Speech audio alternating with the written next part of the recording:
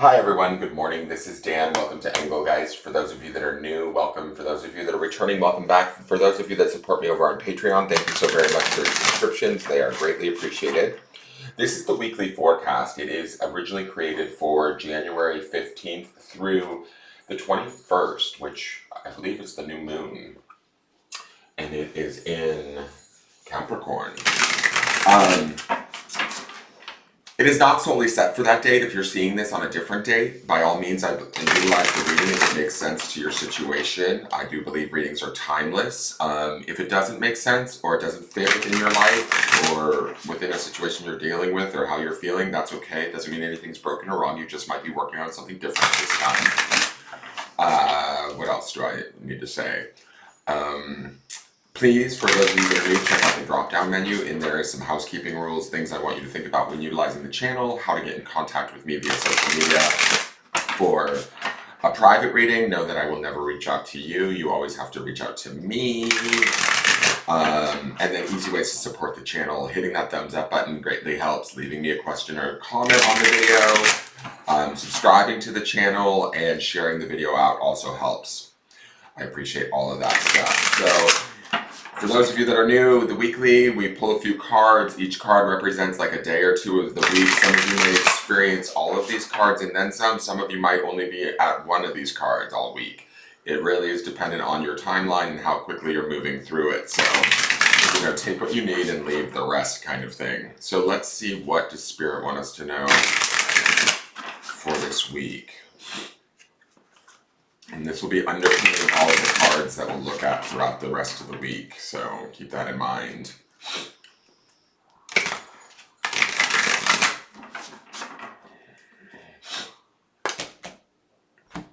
Okay.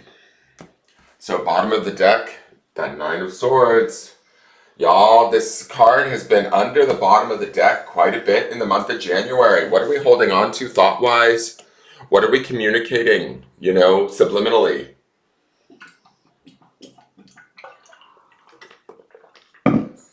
Are we feeling trapped? Are we feeling stuck? Are we stuck on an outcome? Or stuck on, an idea of what's happening to us and why? Are we feeling,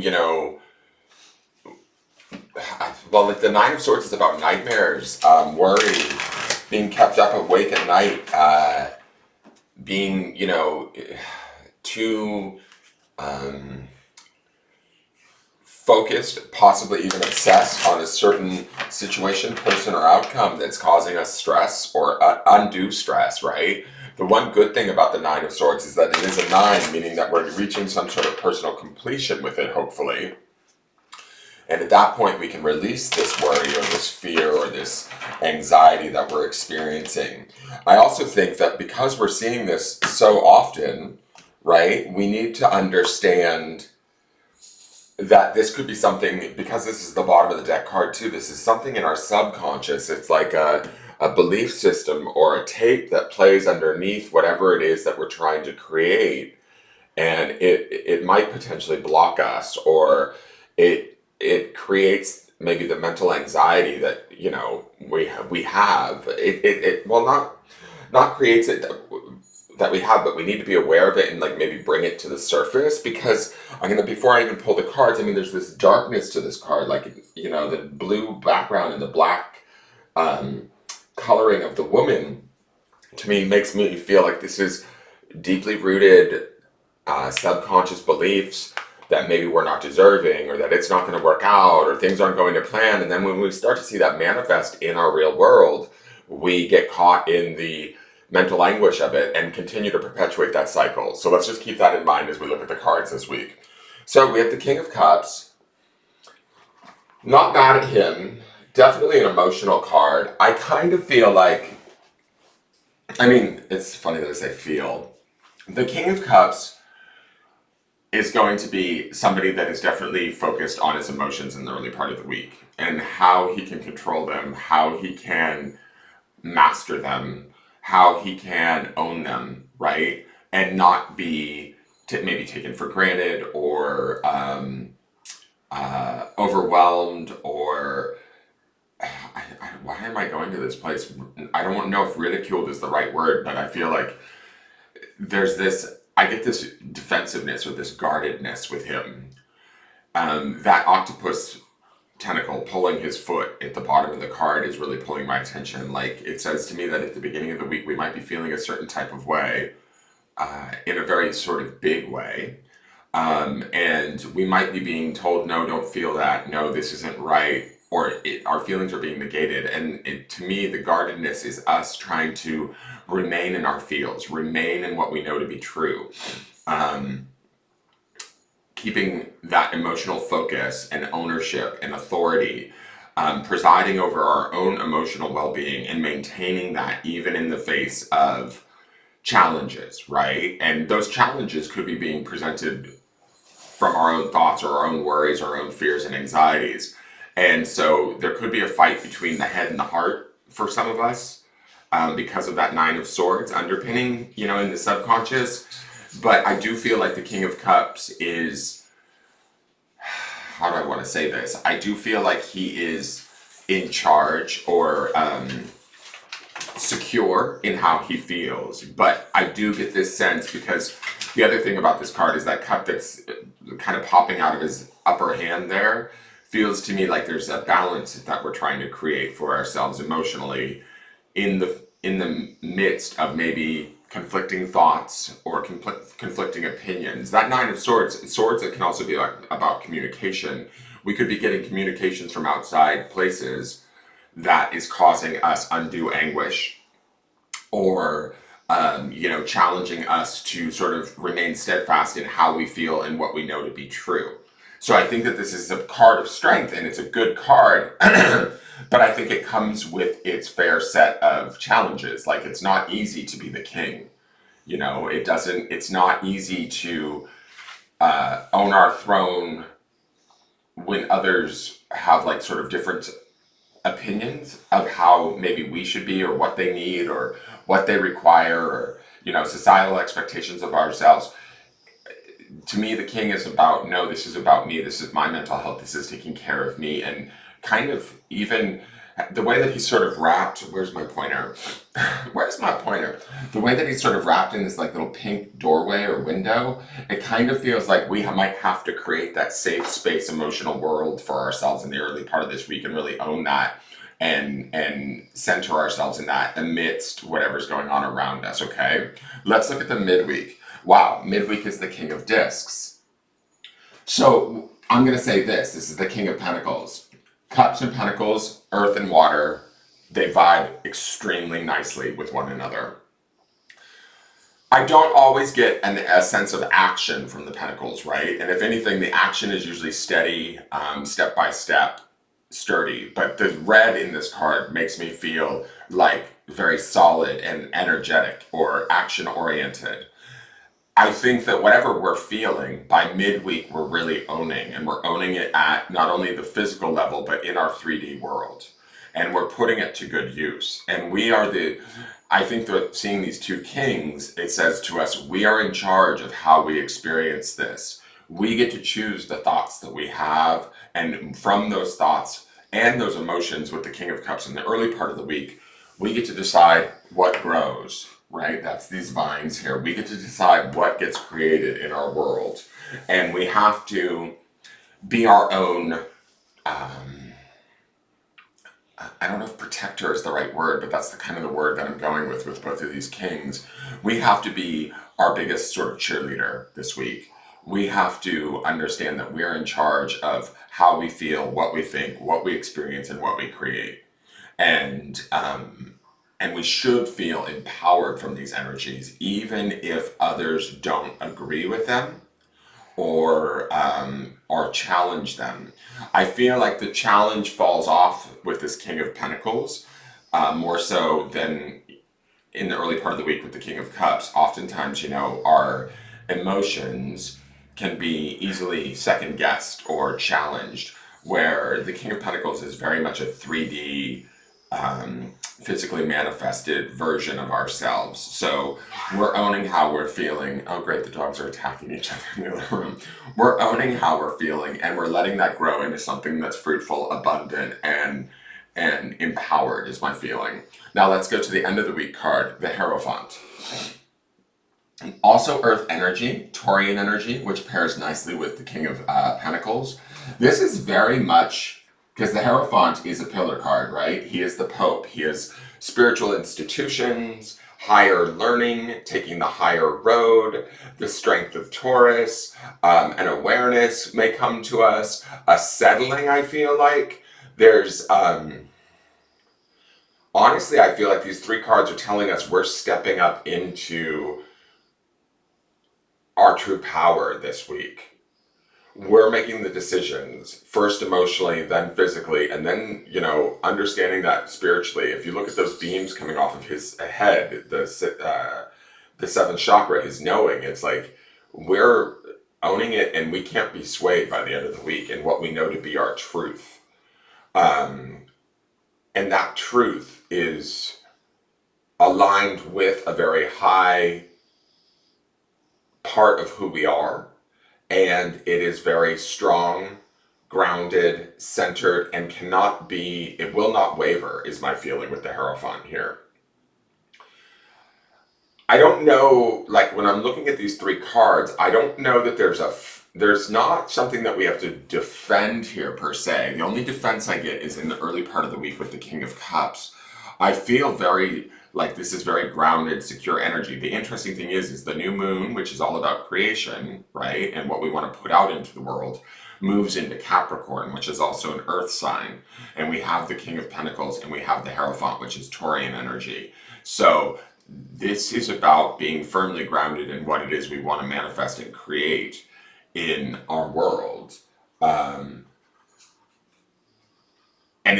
to me, it feels like it's very much in alignment with our truth, emotionally, physically, and spiritually.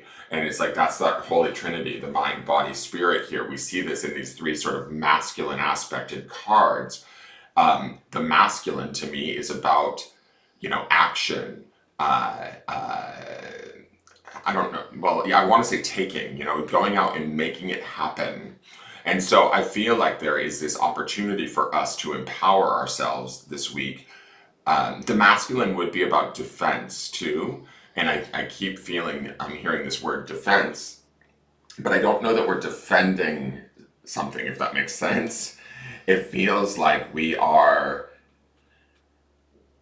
like taking ownership of something on all aspects and levels of our being. And there's an awareness of it by the end of the week that is really powerful and cannot be changed or rocked or challenged by anyone at all. Let's go to the absolute affirmations. This is I make a positive impact, similar to the light that's coming off of the beam of his head. And also I like the pink and the pink of the robe. This is the truth that lies within us. Let me read this to you. You have the power to positively change someone's day, week, or life with a small gesture. Be mindful in your interactions with others and spread love and light. You are a beacon of happiness that illuminates the path of those around you near and far. The beacon of light to me is all of this king energy, all of this masculine sort of productive ownership energy. And we're beaming this out this week. In the beginning of the week, first emotionally, then maybe physically or 3D manifestationally in the midweek, and then sort of spiritually by the end of the week. And that, the pink in this, I make a positive impact, is about healing. It's about, I almost want to say, stepping up into our power, our protector, our defender, our ownership, our authority around how we feel, what we're creating in our world, and what we know to be true spiritually. And when we do that for ourselves, not only do we make a positive impact and heal ourselves in a way, but we also shine a light that enables others to shine brightly too if they choose to rise up to where we're at.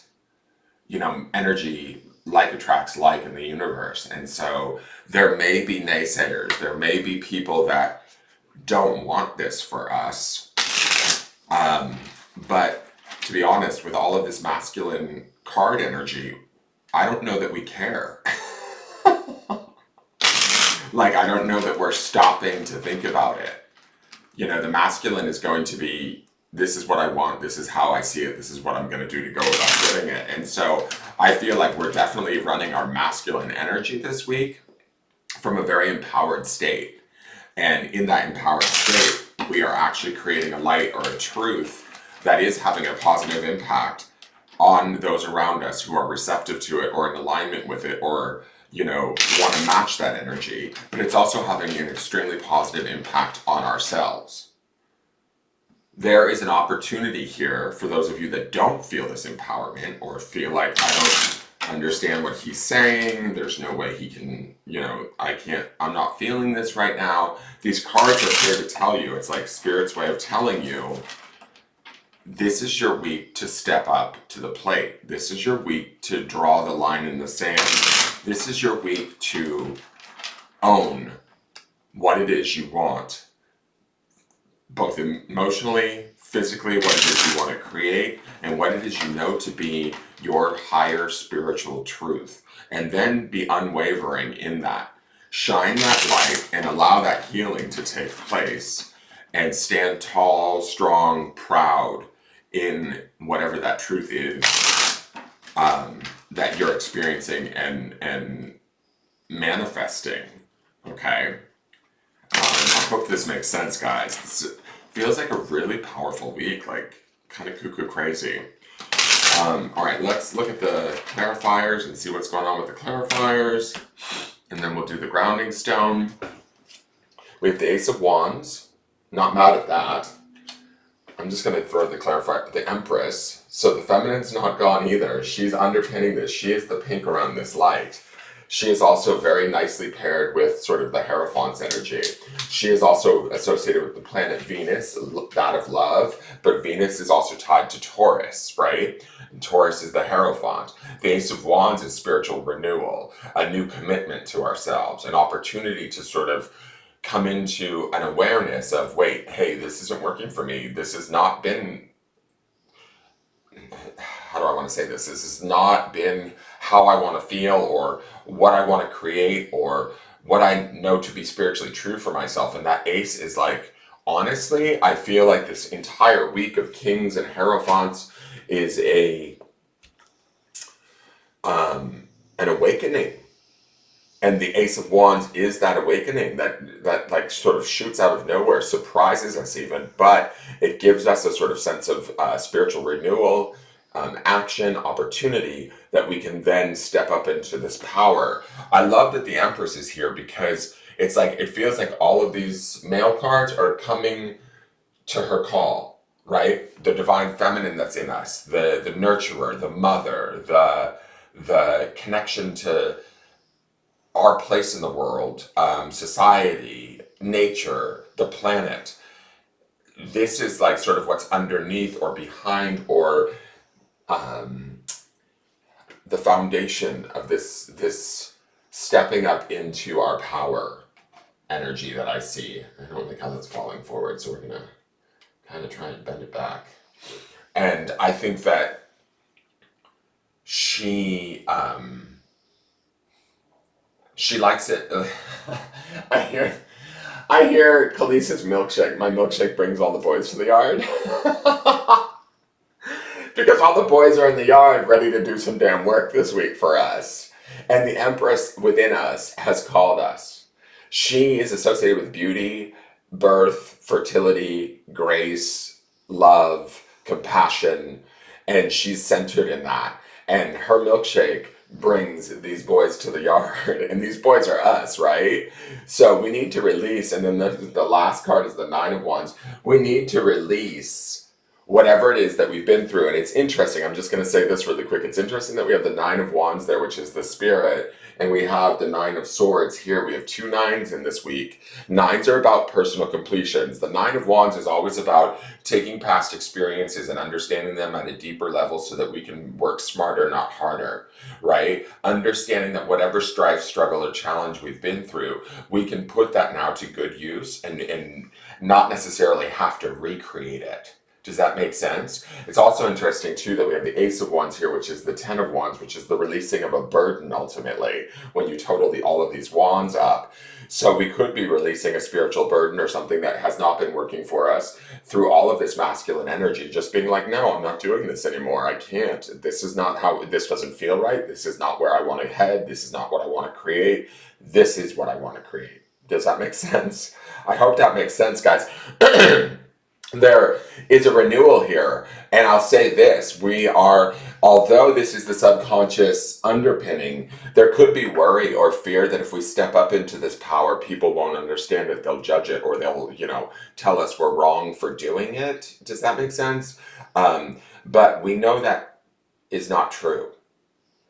There's a spiritual aspect to these two wands coupled with the Empress and the Hierophant there that says to me that it's like, don't let anybody dim your shine this week. Don't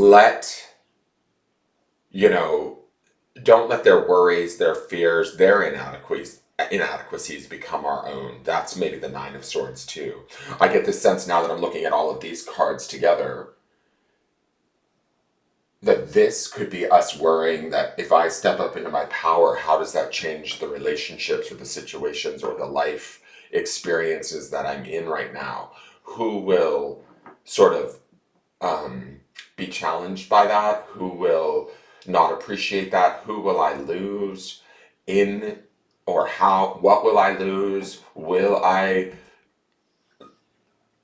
It's almost like it could be a fear of even being seen.